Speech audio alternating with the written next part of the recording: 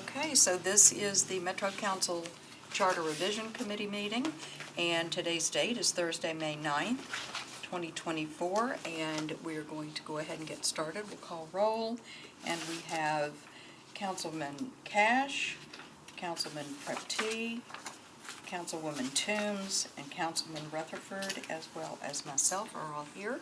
And so we do have a quorum, and we'll go ahead and open the floor. There is no public comment tonight, so we'll move on to the next item. We are going to review the prepared charter amendment resolution that is being provided to us. We have 3 amendments to look at the verbiage and make a determination about how we want to move forward. I'm going to go ahead and give the floor to Hannah and Margaret. So everyone has this in front of them, right? No. No, we do not. Oh. That's it. Okay. Give me a second. Yeah. I thought that this was part Well, of I what thought we was had supposed to be printed changed it. for everyone. Well, remember we changed it, Hannah. Yeah, I think that we did. Okay. Well, the first page that I'm holding up that you can see is the standard resolution. Oh, here it comes. Okay. Sorry. Thank you, Danny. Got a little rough and ready. Thank you, dear. Thank you. You did just make a last minute change, so. Are there more people coming? I don't know. I'll take them.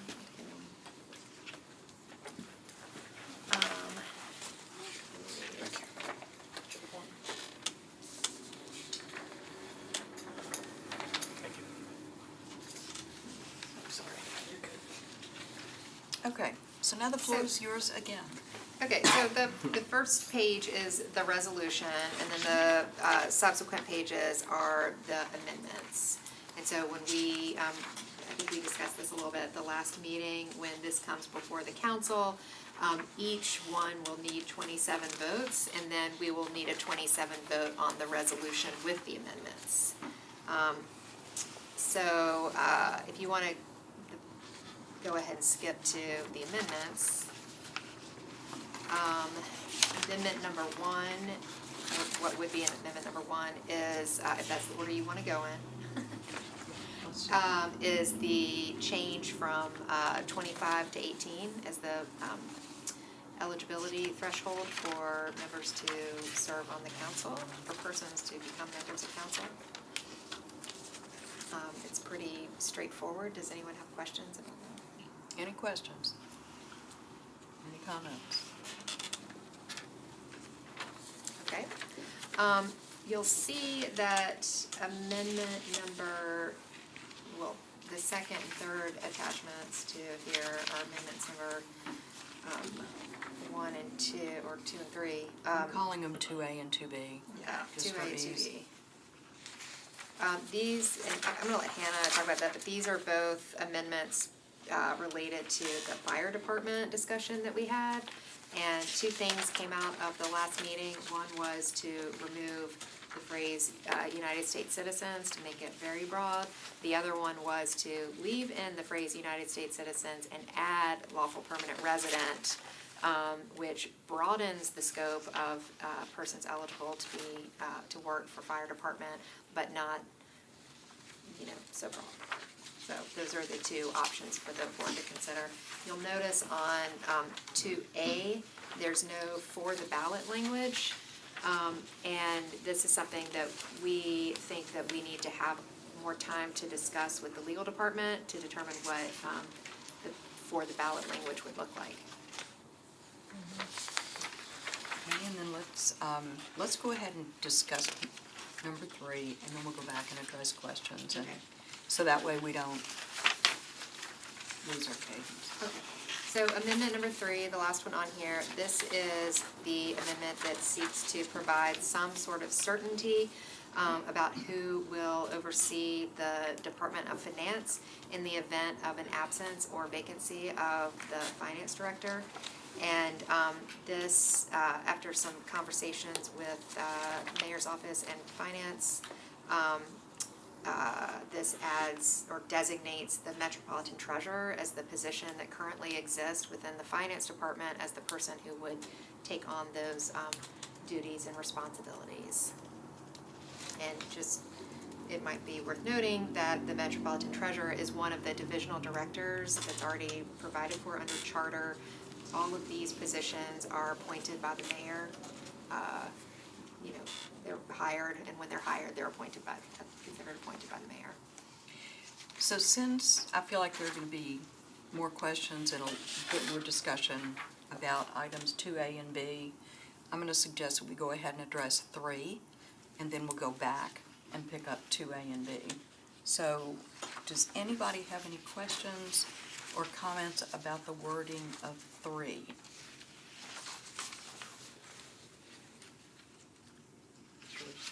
Yeah, if you want to focus on the last sentence of that paragraph, everything before the last sentence is current language.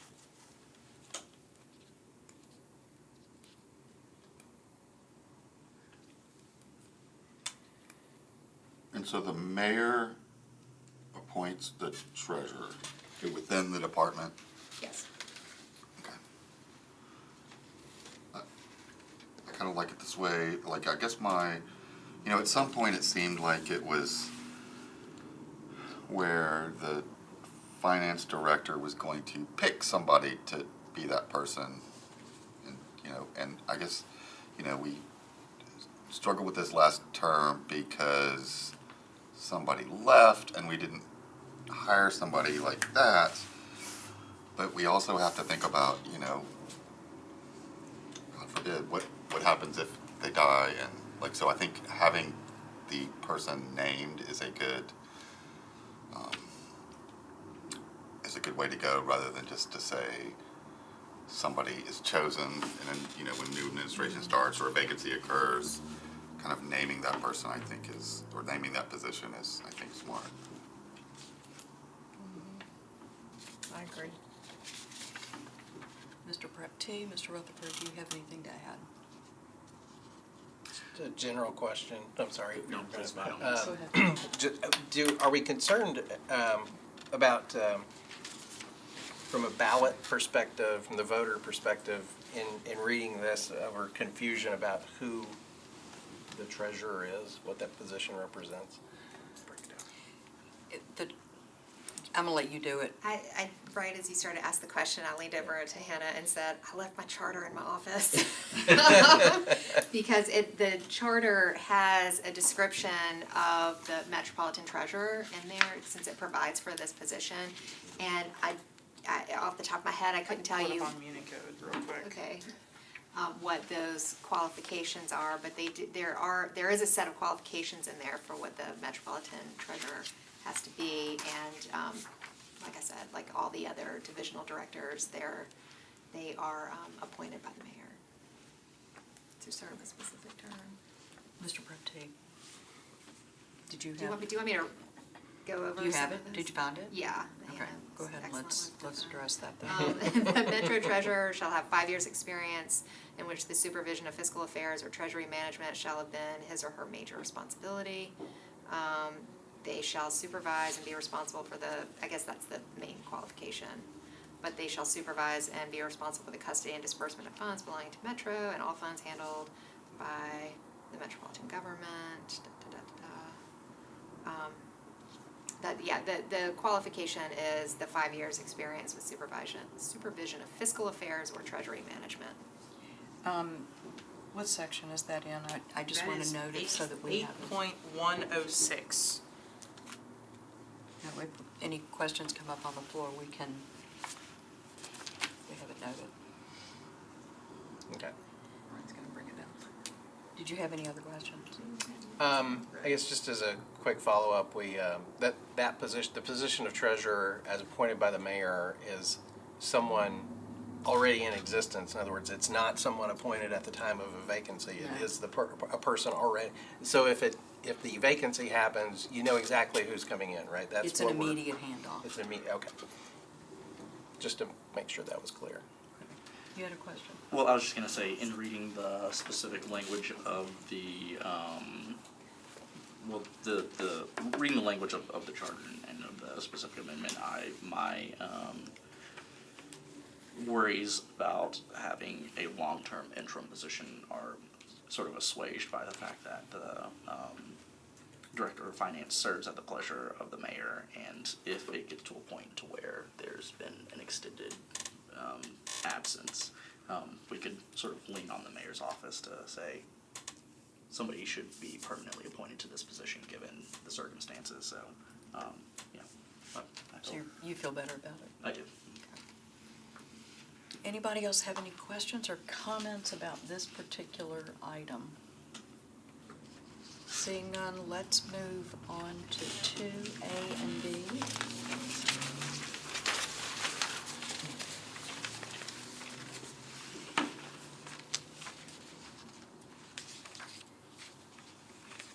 I'm going to give you all a little bit to read this before we start discussing them. I might just note on on 2A, you will, what has happened is the language about citizenship has been deleted. So the second sentence that starts every appointee, so in the charter, it says every appointee shall be a citizen of the United States of America. That language is removed, the rest of the sentence remains the same, updated to kind of, grammatically make sense. So that's 2A. On 2B, that same sentence, every appointee, added to that is shall be a citizen or lawful permanent resident of the United States unless otherwise allowed under Tennessee state law. That's the same language that was in the police charter amendment to kind of give some flexibility if state law, were to, allow for certain people to be fire department employees. There's no state law that we're aware of that deals with that currently, though. Can you address the reason that we're not including state or federal law in particular? Because we had talked about that last time. I had it in my State or notes and we federal talked. law In other words, in unless otherwise 2B? allowed, in other words, to cover the piece that offers well, anybody so who's permitted to work in the country. I don't think that there will be a federal law that is specific about who is a fire department employee. I don't foresee any federal law that would say, you have to have these requirements to be a firefighter. There is state law on police officers, so there could conceivably be a state law that says, that prescribes the, requirements for being a firefighter in Tennessee. However, we're talking about, yes, specifically the fire department. However, the fire department still has to live by federal law. Correct. And federal law talks about qualification to work. And so that's exactly why we had asked it before. If that is what you would like it to be, I would suggest going with 2A, which just removes the U.S. citizenship requirement altogether, and it would default to federal and state law. Yeah. If I may. Hang on a minute. Oh, okay. Yeah, go ahead. So this is a question both for NFD and for council with regard to sort of employment contracts. Because Captain Young had expressed last meeting that there are valid concerns that if somebody is present on a work visa, but that work visa only is valid for the remaining 10 months, and I believe I can't recall how long you said training was, but that essentially the investment wouldn't necessarily pay the dividends and the benefits to the community. Would there be, or could we potentially include within NFD NFD employment contracts a minimum required time for performance? So essentially stating like, in exchange for the investment and the training, you're required to commit to 2-3 years of employment with NFD. What? if you have something that is in your current contracts. No, there's nothing, I mean, what would be the clawback for us That's kind of, in somebody's failure?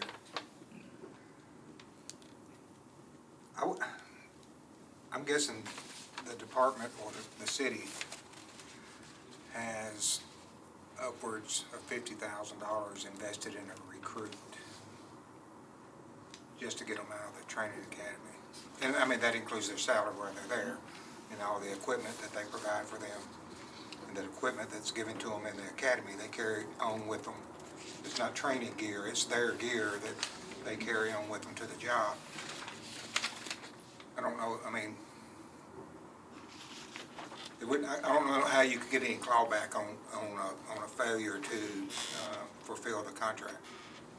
I mean, that legal may. And we can't require somebody to continue to work.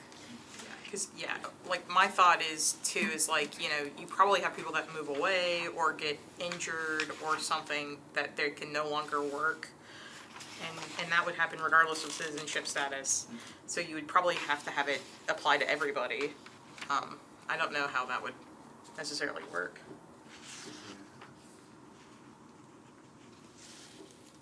I don't know either. But we can research that further, I think. I will say we have maybe one question that we've not asked Metro Legal that I think that we would want to, just to make sure that this is something, you know, like if they have a preference on amendment version, I guess, whether to just delete the citizenship requirement or to add lawful permanent resident. So we're not gonna vote on that one today, and we'll come back June 13th and address that one. That'll give us plenty of time to get an answer from Metro Legal about that wording, yes? I want to ask about this. Sure.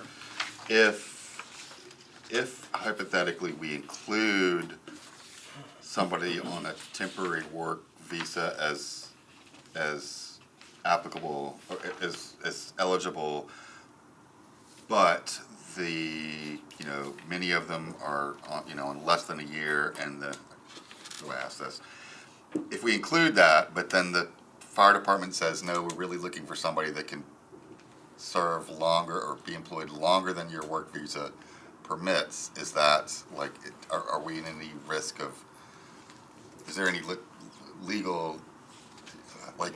That's kind of something that we were trying to research, and I don't know that I have a good answer for you today. But yeah, I think one of our questions is, you know, could, like, say we go with 2A and the citizenship requirement is just completely removed, could fire have a, you know, policy that they only hire, you know, U.S. citizens, lawful permanent residents, something, or, you know, individuals with work permits over a certain period of time, something like that? I don't know the answer to that. And also, does this apply to all fire department employees, and like, would that include some, like, administrative or secretarial type positions that don't necessarily need to go through the rigorous training? Well, I would have to refer that back to our HR department at the fire department, but I mean, like, in our logistics division or something like that, some work visa thing would probably work. That job is you can apply today and start tomorrow without going through some kind of training academy. I mean, you're gonna get some training, but it's not like you're gonna be at the academy before you hit the street. But I mean, I'd have to speak with HR and see if that's something that that might be possible, but. Like, I get that in most cases, most positions you're trying to fill, you're gonna want somebody, you know, to make a commitment, and if there's a clear question of that applicant being able to commit to that length of time, that's problematic. But maybe there are some instances where maybe somebody already has some experience, and I don't know, I'm just trying to think it all through. And Yeah, even, we don't do any lateral classes like PDs, you know, you can come over there, be a police officer another place and come there and do their shortened academy. Even with us, even if you're a firefighter wherever, you're still going through the same amount of academy time as a new recruit with us. I will add this, and this will be the last thing. Kind of going to the, like, you know, locking in 2 years or 3 years, and, you know, I have some reasons I'm uncomfortable with that. However, I do know as a former teacher that, like, if you quit, if you're expected to, like, be employed for a school year, right? You're expected to be there till the end of the school year, not that they can make you stay. But if you leave in the middle of the school year and you apply to work in another county, like on most applications in other counties, there is something that asks you, did you quit in the middle of a school year? And if so, why? Like kind of to discourage the practice of leaving in the middle of the school year. Just putting that out there too. Is there other departments that allow work visas in Metro? I think so. I don't know the answer to the question. We can ask though. Yeah. I mean, if it is, I mean, it's possible in some areas of the fire department, but not what we're trying I got you. to do here. So I'm just gonna throw something out there for conversation. I just feel compelled that I need to bring something up. Is this going to cause a lot of questions in the community that is going to take up a lot of space in terms of bandwidth, insofar as explaining this, that would take away from some of the other issues that are going to be on the ballot? Is this something that we need to give greater consideration to make sure that we get all these questions answered? I just want to throw that out because I think it's important that we have that conversation here, given all of the questions that are arising at this point. So I'm going to open up the floor, Mr. Prepti. Thank you, Madam Chair. And I was just going to say, in response to what Councilmember Cash was saying with regard to potential liability for Metro, and questions of just like discrimination based on alienage, which is the term of art. Generally, governments are not permitted to discriminate based on alienage, especially when it comes to certain benefits. But there are specific areas where discrimination based on alienage is permitted. And if I'm recalling correctly, police and fire are within those narrow exceptions. And so I don't necessarily think that we would be exposing ourselves to liability.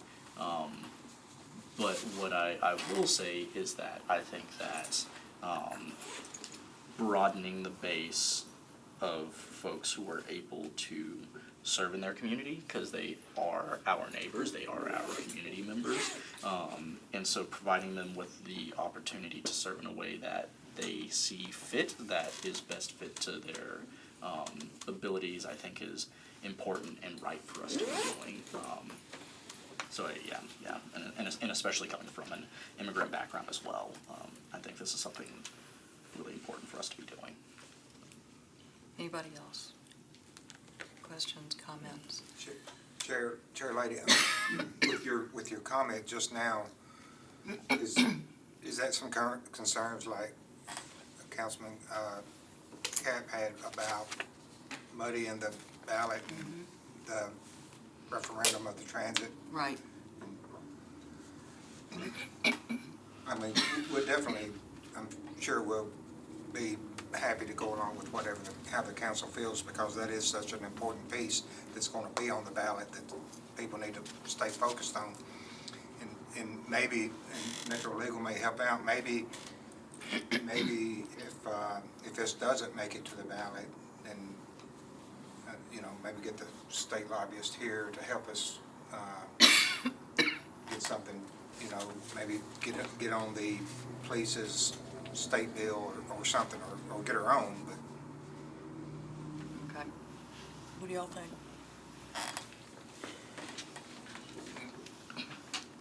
I don't think it's that complex. I don't think it'll create, I don't think we should avoid putting any amendments on because of the transit referendum. I think we need to be careful about muddying, but I think this is fairly straightforward.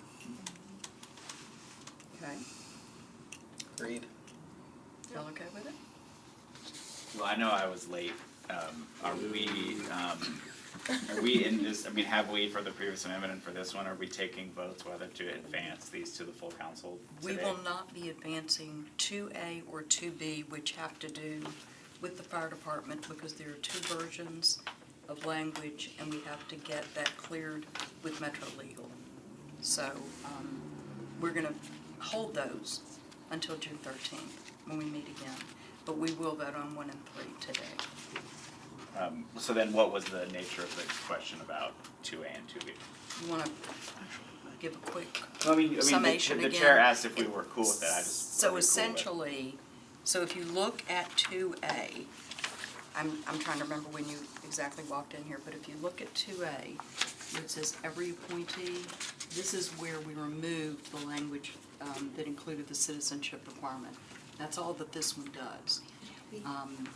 The concern was, and let me add that Hannah shared, that in the event that we just removed the language, it would default to the federal law. Okay?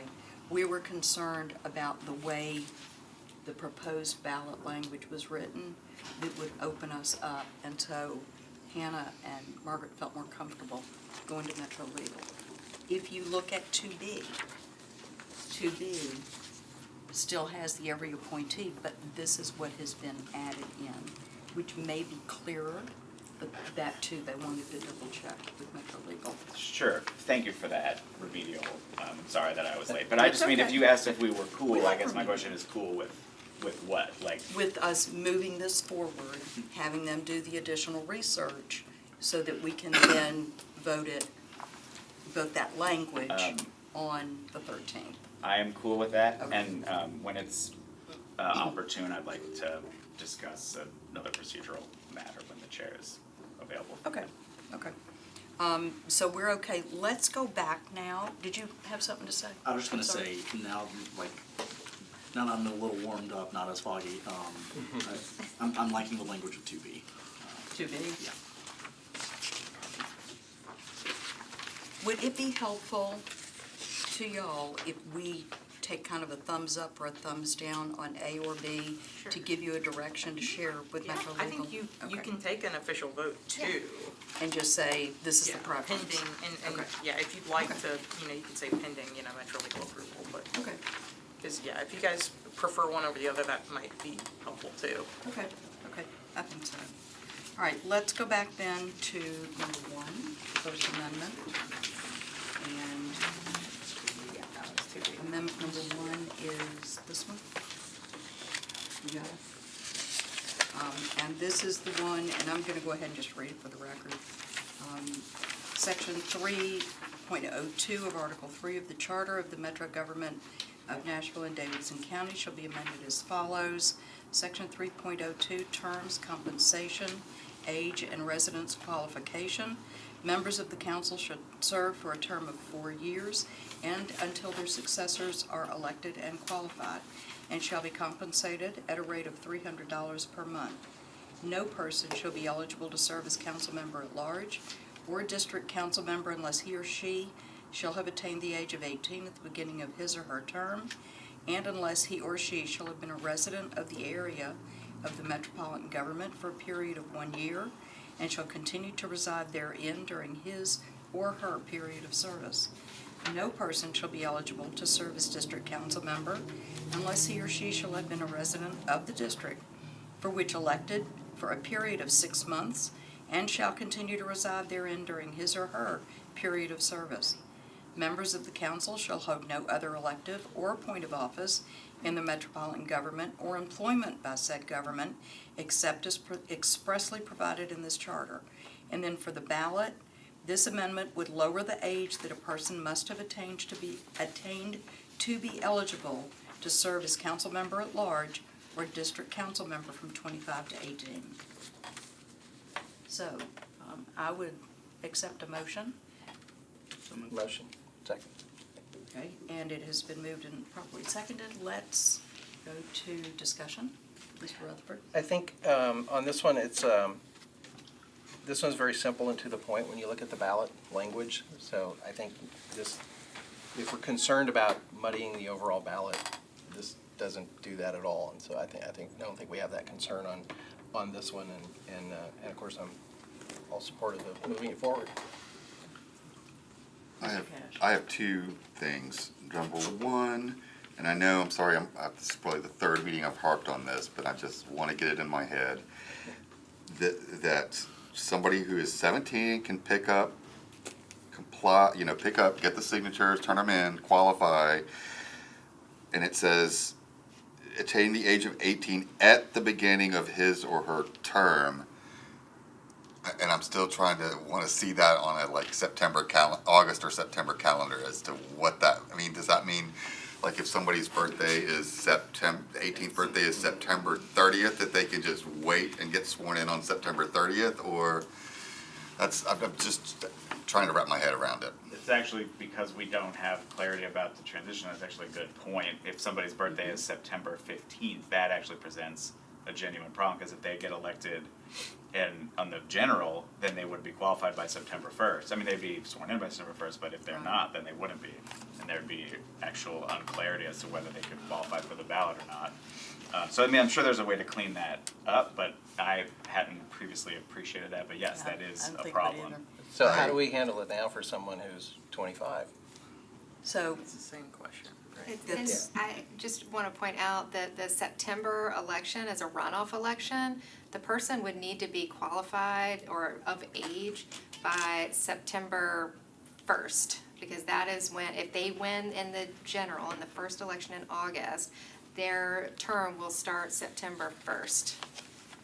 The other conversation that we've tended to veer towards is the concept of the runoff election and when the transition period or when the term starts. And for those positions, the term starts when you're qualified.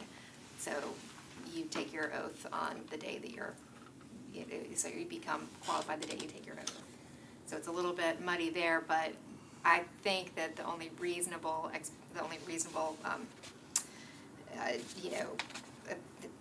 opinion here, the only reasonable interpretation of this is that you have attained the correct age as of the date of the term starting, as if you win in the general election. And we're going to, across the board, agree that that's going to be September 1st, do you think? It is September 1st. Well, I mean, we do it now, it's just a Yes. different age.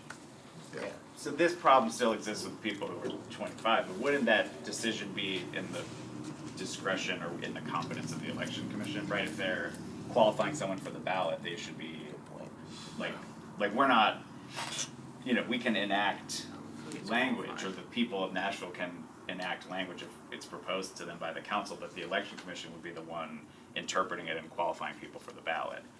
So this doesn't change that problem, it just changes the age just changes the age of at the which it problem. would apply. right, so hang on, let me go to Mr. Prepty. I was gonna say, I think there's precedent for this specific issue at the federal level, because there have been multiple instances where members of the House of Representatives and the Senate have not attained the adequate age by the time that they would normally be sworn in on the date in January, but like they get sworn in later on in whatever their birthday is. I think most of the time the birthday is usually in later in January or early February. So there's instances where this has happened. Granted, we are operating on different authorizing language, both within our charter, state constitution, and state statutory provisions. But there's examples that we can look to that might be able to provide us guidance. I believe that's occurred in the state legislature as well.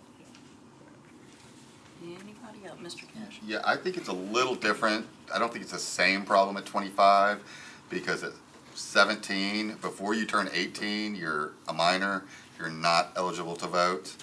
But you're eligible to register. What now? But you're eligible to You're register. you are eligible to register. I just think I get that there's the same kind of issue of, when you qualify. I just think 17 is a little different from 24. And I have another question that's about this, but off the Let me see if anybody else has something on this for sure, and then we'll go back. Anybody else have anything on this topic? You're on. I guess my question is, what, going forward, if we want to amend this, when are our options for doing that? On the council, when it goes to council or Yeah, now. now? Yeah, I mean, you that's can what we're amend doing. this section now, yeah. Yeah, that's why we're here. I'm gonna make I'm gonna make a motion for the sake of discussion, that, There's already a motion on the floor. oh, I'm sorry. Would it be a It's prevailing a- motion? If it's, I'd like for us to motion discuss is changing it to amend. 21. If his motion is to amend, then that's the proper motion. Second. Okay. Are you moving to amend? I'm sorry. Yeah, what's the motion? Are you moving to amend or just discussing? I thought I was going to, and then I was told like there's a motion on the floor. I want us Change to, There the can be age. a superseding motion. I want us to discuss at least changing this to 21 and just think of the pros and cons. And I'm not saying I'm married to that, but I'd like for us to discuss it. You need to move to amend. I was gonna say, I will move to amend that we change 18 to 21. second. All in favor? We have to You need discuss to it. discuss. Discussion. So, floor is open for discussion. Mr. Rutherford. I would point out that the minimum age for the Tennessee House of Representatives is 21. So we are already greater than that with being at 25, which has never made sense to me. And bringing it to 21 brings it in line with the State House, but still discriminates against people who are 18 to 21. And so the effort to bring it to 18 is to remove that discrimination within local government, so that all registered voters are eligible to serve in their local government, which is the government that is closest to the people. Anybody else? I don't think we should, I'm sorry, I just don't think we should be hung up on when the term starts and all of that, because we essentially have that with 25, or we're not amending to fix that necessarily. That is what it is, and that's the election commission to decide that. So I would be against the amendment. Ms. Jennings. Is there any concern about maturity of an 18-year-old? I know some are more mature than others. It's the voter to decide. I'm just trying to think of what an 18-year-old would bring to governing conversations. Not saying that there's no value there, just wondering, thinking ahead to what that conversation looks like. So I'll jump in here for just a minute. My personal opinion continues to be that 18's too young. For the simple reason I want somebody in this body that has more life experience, that can address a myriad of issues that become quite complex in that room. And when we're dealing with constituents, 21 makes me more comfortable. I still prefer 25. So that's my reason. Mr. Cash. I've known, I taught high school and worked with different, government type extracurriculars, and certainly have known 18-year-olds that I think could handle and excel at being a council person or a state representative.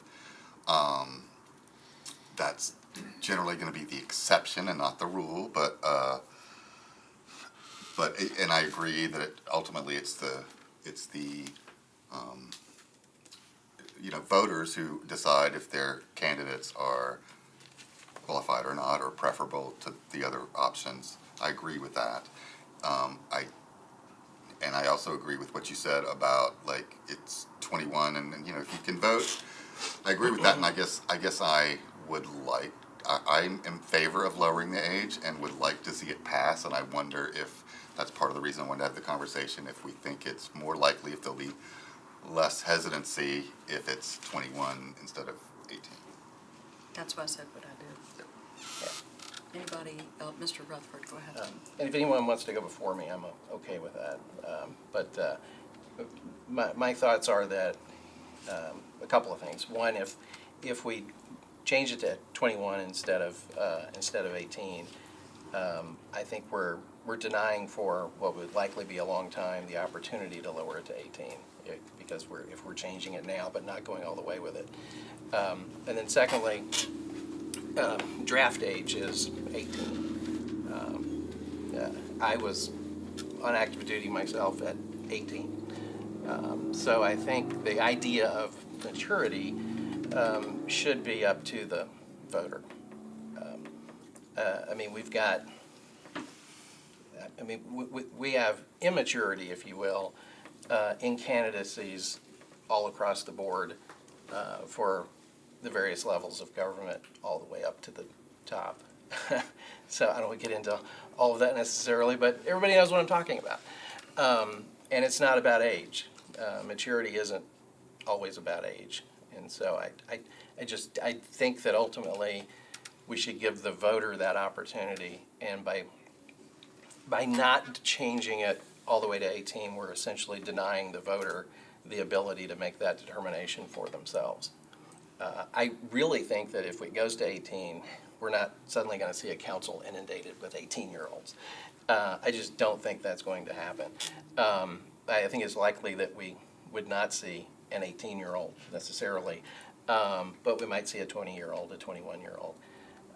That very well could be a possibility, and it would be a one here or two there. We won't be inundated by that age group. I really don't see that. But it would also be, a campaign issue if someone that young is running, and that would be fair as a campaign issue in a campaign. So I just think we should ultimately leave that up to the voter in terms of age, maturity, all of that, and we should give the voter that opportunity. Yes, Chair, Vice may I Mayor. ask a Absolutely. question, just to context for the conversation, and not having heard the previous deliberation on this or these proposed amendments. So not particular to this proposed amendment, but just more generally about all amendments or discussion that might affect the composition, the age, districts, large, at large. We have pending litigation as to the form of this body. Will we be a max 20? Subsequent to that legal ruling, then we will have in what combination? 15 and 5, no at large, all 20 districts.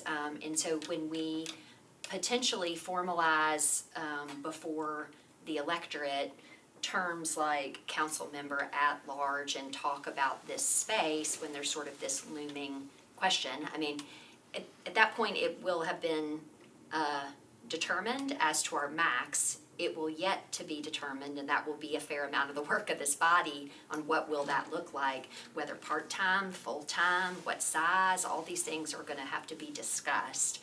And so just by way of context for your discussion, again, not particular to this amendment, but any amendment that might be of a similar, age of member, term of members, et cetera, it's converging with that context, and so I just wanted to, remind committee members that for their consideration. Thank you. That is something that we addressed previous in conversation about other issues as well. I appreciate that, I'm sorry I was not No, but aware of how you it's heard that. helpful to bring it up as it relates to this as well. I haven't called on you yet. I tend to think that this is something, the age of a representative is something that can be safely left in the wise discretion of voters. I think, furthermore, Vice Mayor, largely on the same mentality with me about that I think this is opportune for 2026. And so that, I guess, is not the motion in front of us. But as to the motion in front of us, I think we are, if we're gonna change this to 21, I don't, at this moment, see a principled reason why it should be 21 instead of 18, when the check on the quality of representation, in my view, generally should lie with the voters who are making their decisions about who they want representing them. But I will reiterate my general view that this, in my opinion, is much more opportune for 2026. I think will be, I hope and expect that we will win on our lawsuit against the Council Reduction Act. Whether we do or don't, I would expect to champion and bring some kinds of council-related amendments, such as a transition period, and I think something like this would be opportune for that. I think the city will be in a clearer place to know how to answer this kind of question in 2026. So for that reason, I think it's opportune for 2026. I don't see a principled reason personally to favor 21 over 18, so I wouldn't be voting for the motion currently on the floor. But since we're on the subject, I'd remind everybody about 2026, and every marginal minute we spend talking with voters in this county about do we want to let teenagers onto the council is a minute that we are not convincing folks and answering questions about the transit referendum. I think that's a pretty significant issue, and I think eyes on the prize for transit is how I view this ballot in November. Thank you for calling on me, Chair. You're so welcome. May I address Mr. the 2026, or do we need to hold off on that? That's not on the floor right now, so no reason to yet. Unless somebody brings it up after this passes or fails, we'll see. Mr. Brupti, Mr. Cash? I'm still formulating my thoughts. Anybody else? Ms. Toombs? I don't have a really good reason, like detailed reason as to why 21 is better than 18. 18 just seems young to me. So if I had a choice between the two, I would choose 21. But I do understand you can vote at 18, you can serve in the military at 18, enter into contracts at 18.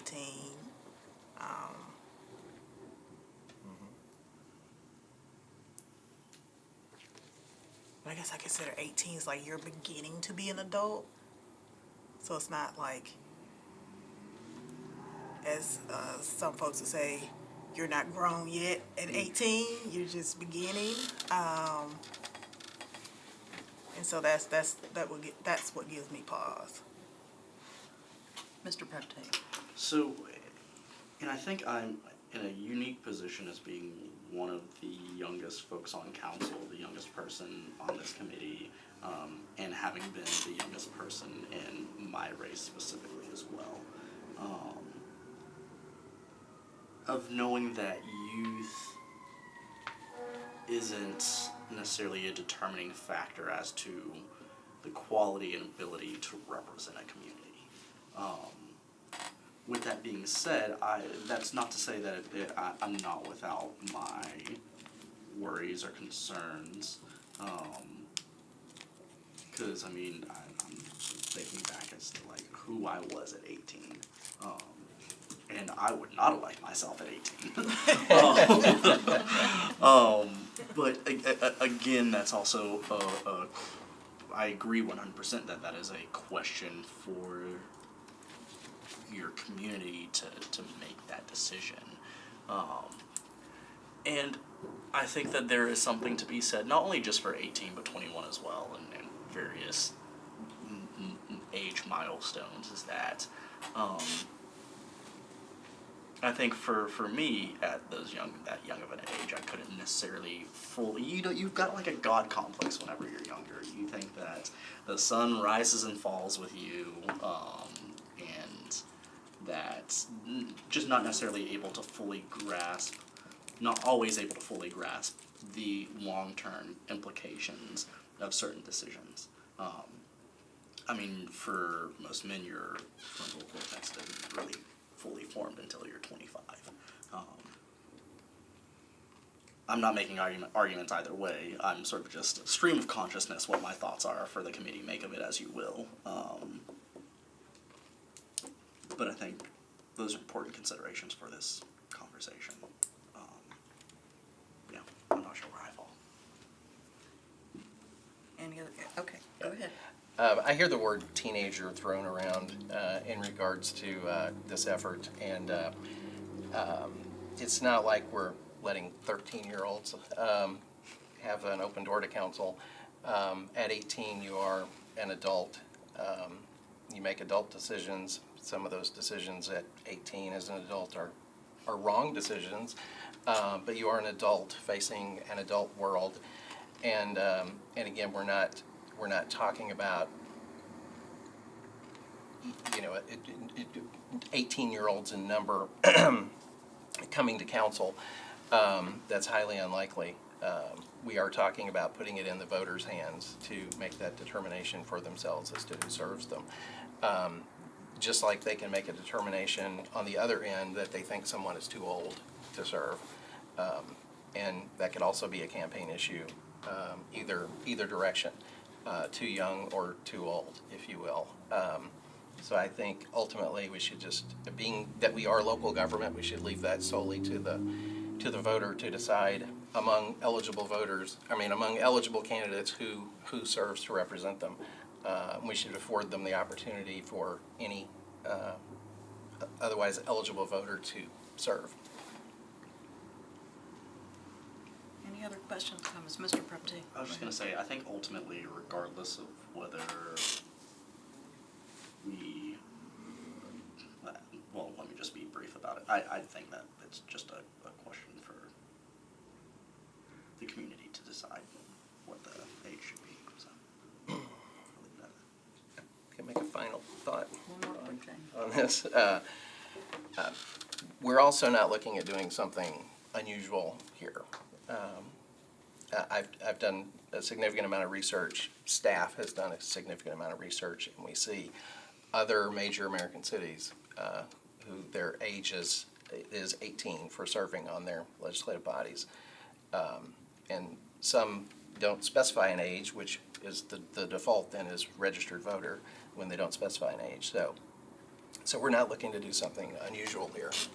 This would not be groundbreaking or earth-shattering, if you will, as a story around the state or the country.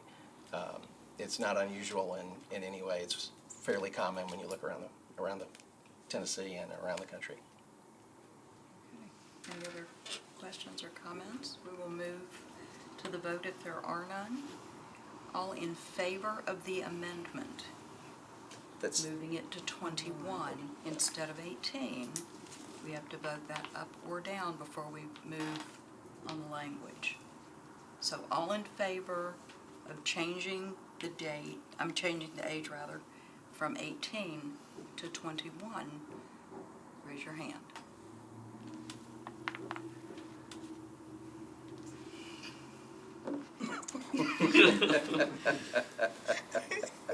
Okay, we have one hand up. All in favor of changing the age? No, you need to Yeah. vote all opposed. I was gonna, okay. We'll do it that way. Because I'm trying to give 3 options here, but I guess I can't. So, on the amendment. Yeah. right, all opposed. Okay, so, Voting. Voting. Abstaining. Yeah. that was my third abstention. All right, so, you have that vote recorded? Okay, so now we're going to move to the actual language.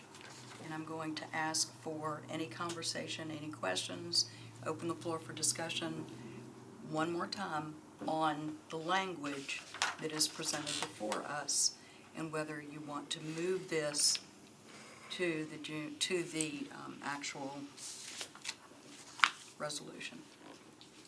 I have a technical question. So, with the language as it currently stands, if it goes through the full process, it would take. When would the amendment take effect? I think it takes effect after it's passed, after it's voted on by the voters. And that vote is certified, which they do within 10 days, I believe. And so then my question is, would it then supersede any previous resolutions or acts by council, specifically including the language of the rate of compensation at $300, because I think like it's previously been set by resolution for council? Would that then since that's language that has now been enacted, then supersede those past resolutions.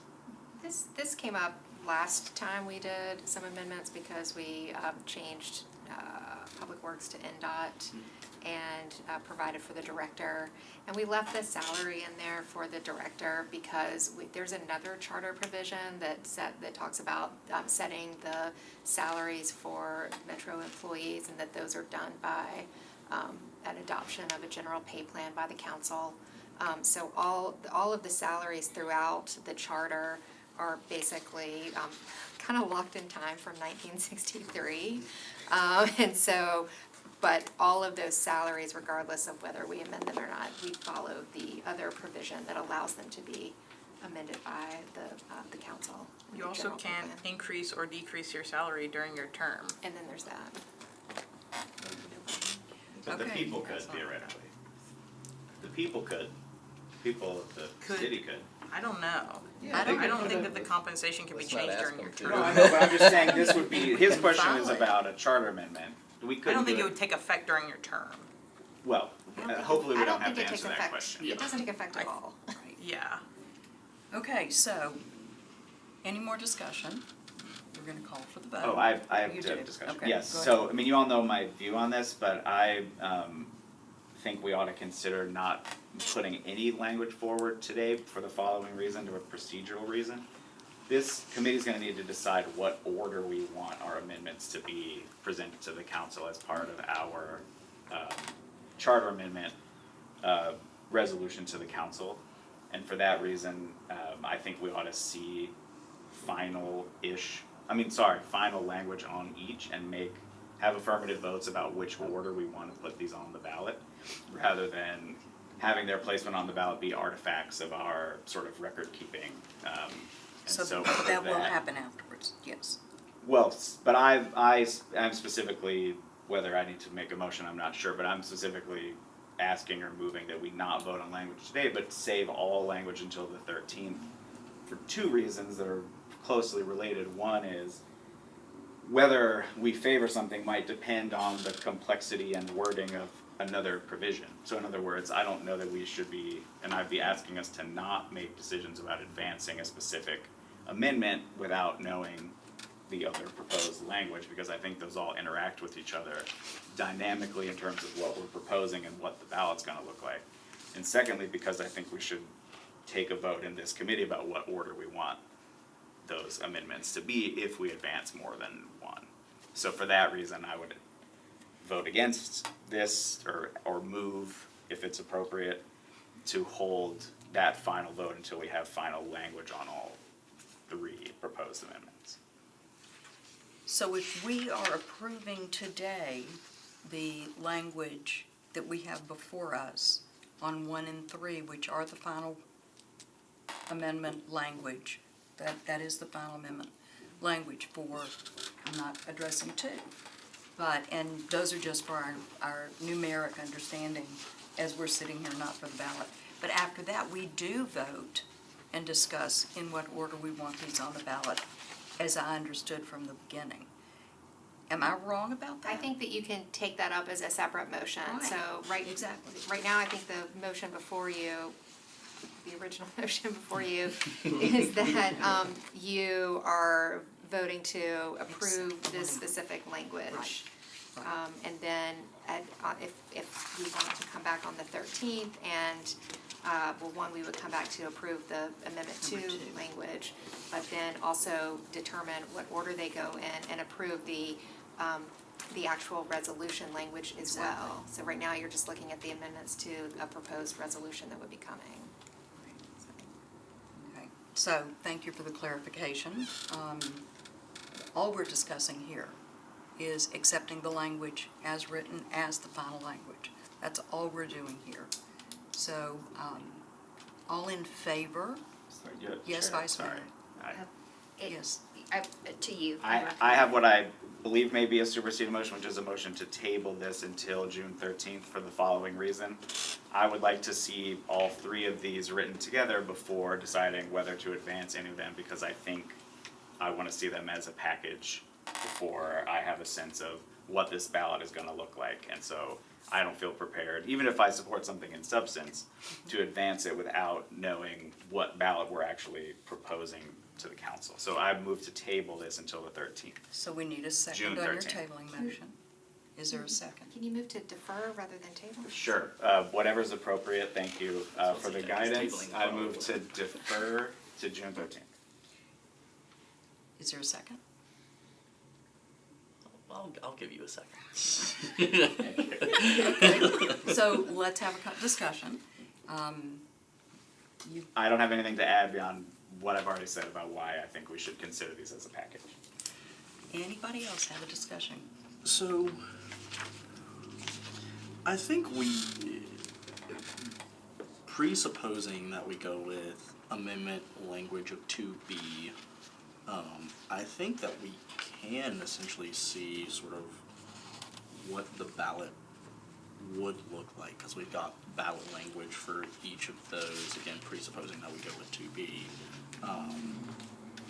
So, I guess sort of just asking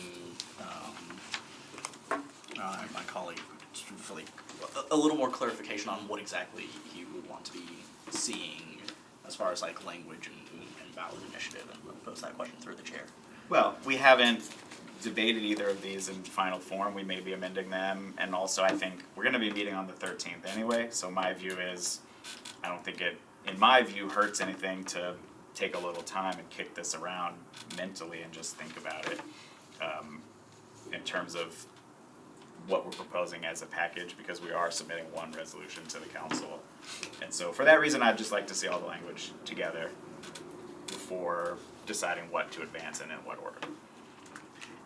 And then I guess my follow-up question to that would be through the chair to Director Darby or Mrs. Zeitland, is are we looking at the specific resolution language that would be before the entirety of the council body? Like is this essentially packet what we would be looking at? Yes, except that, recall that in the packet, there are two amendments that you need to decide between one or the other, and I think we've already decided to move that to June 13, to get a little more information. Anybody else have a discussion, comment, For question? clarification, Yes. when the one resolution goes to the full body, does the body then have the ability to amend or change the order? What can the body do?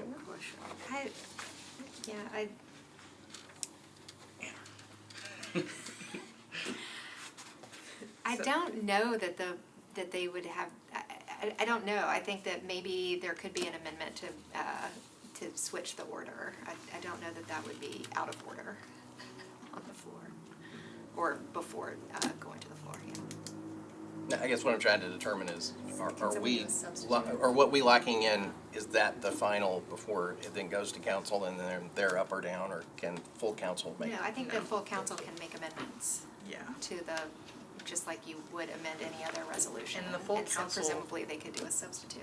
The full council will vote on each amendment individually, not the resolution and the resolution as a whole, but only after they have approved each and every amendment to it.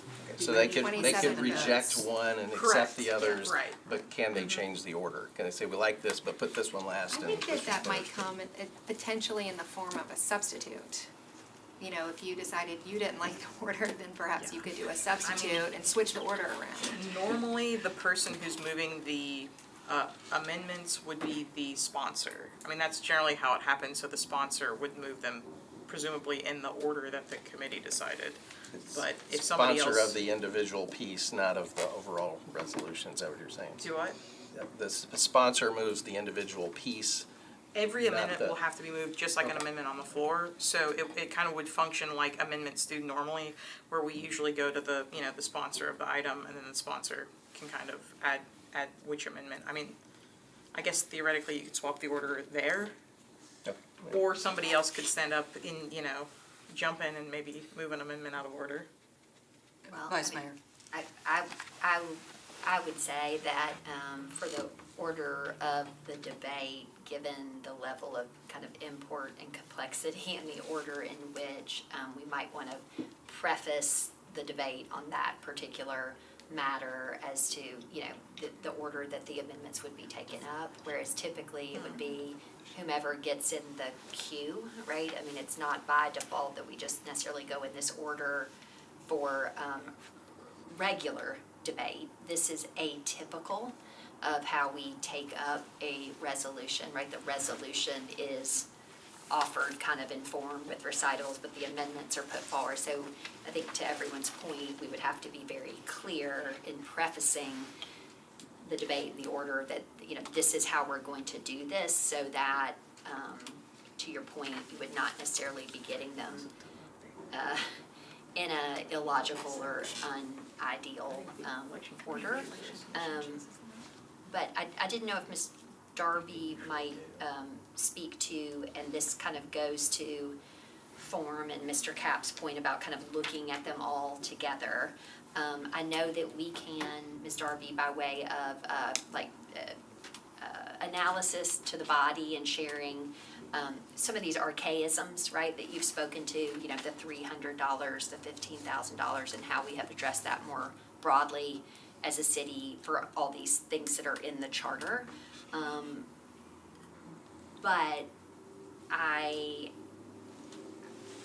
do think it's important that we consider how the electorate will receive these and see them and process them and understand them. And sometimes things that are, for us, inside all the, oh, well, we know that in the charter by resolution, you don't have to whatever, those are often things on which, especially when you talk to salary or monetary, like, if that's in the language, then, you know, a citizen will very much go to that, and that will be the thing. Even if for the ballot, effectively, this is what this does, that language, right, like, if that has to be mentioned or not because it's an archaism, or it could have a asterisk, or, like, I just I think that we have some could- concern in that regard. We could probably do the amendment to say something like the second sentence is amended as follows instead, to cut that out. Now, you lose the context of what else is on the amendment, which is generally why we've put the full amendment, you know, the full text in there. And there's, I mean, and to the point of the archaic language, there is specifically another section in the charter that addresses it. But we're not cross-referencing Right. everything that might affect this Right. from the Yeah, charter. No, I mean, there are some things that, yeah, like, I mean, for the ballot, I think that there's a word count cap for the ballot language. 200 words. Yeah, so, you know, you can't put a lot of context in there, and also, this is something we were discussing earlier, kind of, you know, we don't know to what degree that's even legally appropriate to put, you know, explanatory context into the ballot language. Persuasive language. Yeah, or persuasive language. Right, oh, understood, not persuasive language, but, Well, would it be possible, I mean, to write the proposal not in terms of quoting the entire charter section, but by saying, sort of to pick up your point, like, you know, whatever number sentence it is modified as follows? In other words, could we move Yeah. to restructure how this is worded to say not section 3.02 is modified as I follows, will but say, you are all on a deferral motion. yeah. If you're deferring it, then we can just go ahead and make that change if that's, you know, something that everybody kinda likes. Or you could, you know, move to amend that, but I don't really see that as necessary. That's more of a formatting question than the actual language of the amendment, I would say. Well, it's right. I The mean, title of the section, okay. Okay, so we're on the deferral We'll motion. put that in Does here. anybody else have any comments regarding the deferral motion? Seeing no more discussion, we're gonna take a vote on the deferral motion. All in favor of a deferral, raise your hand.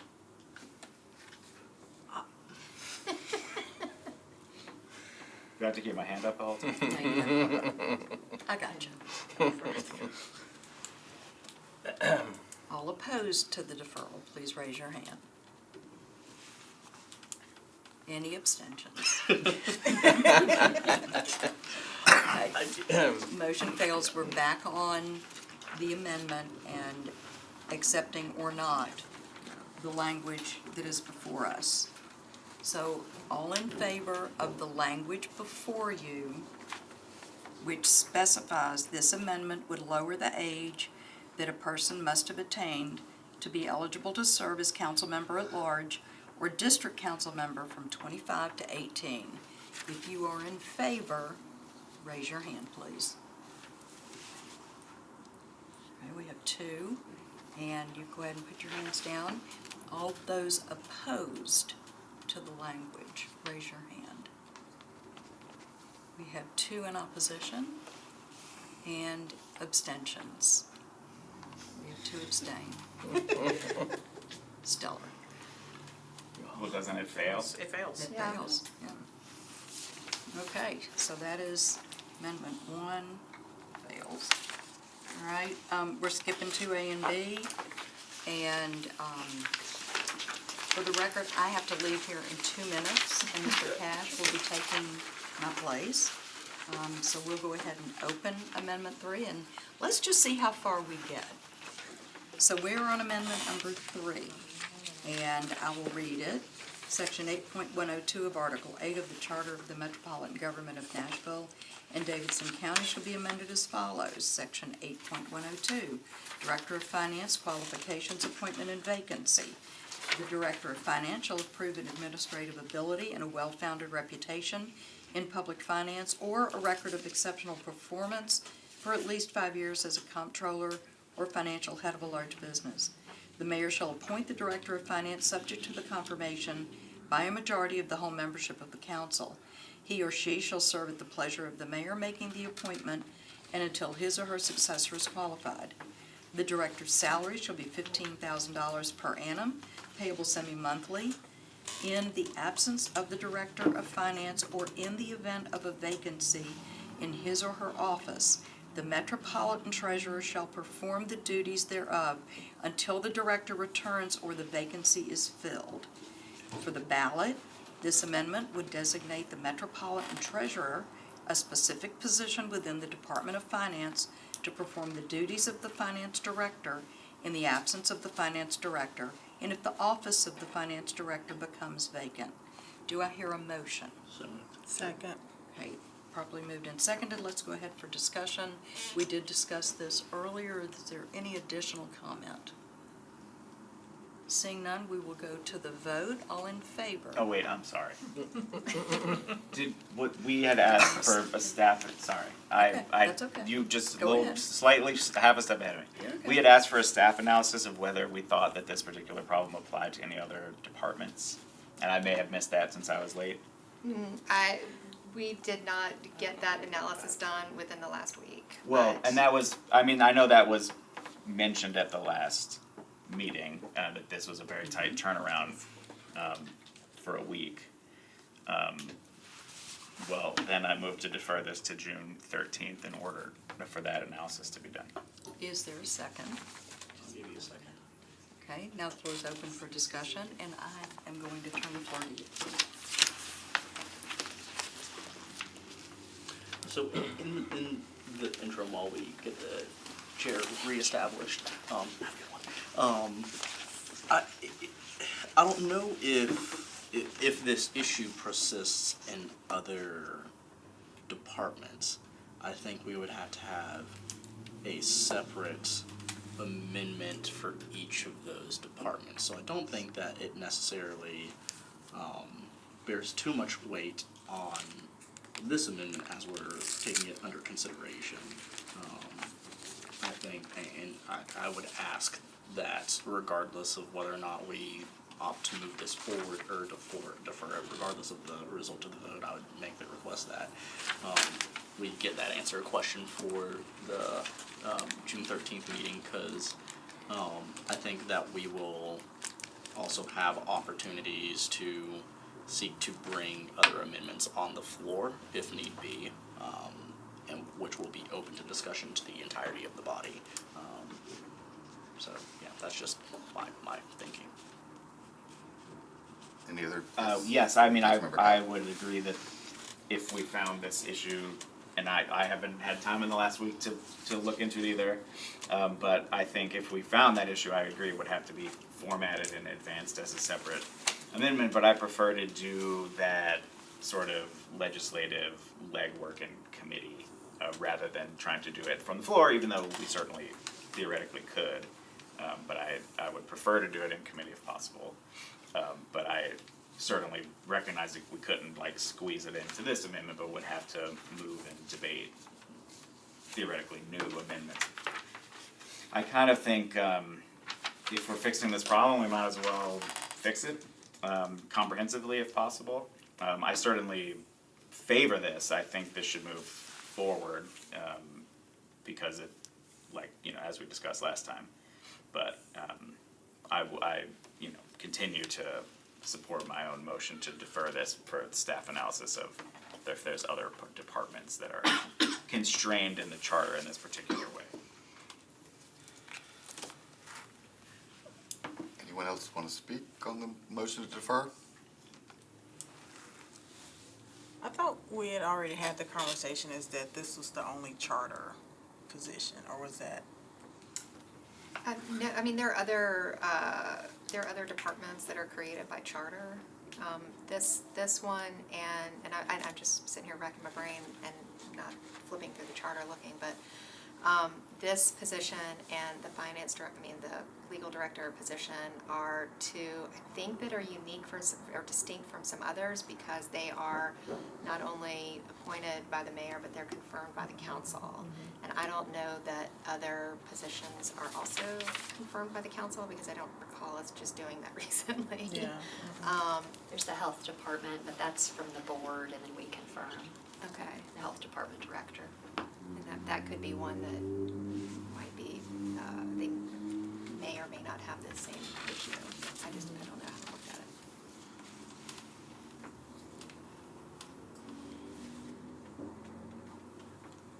Anyone else?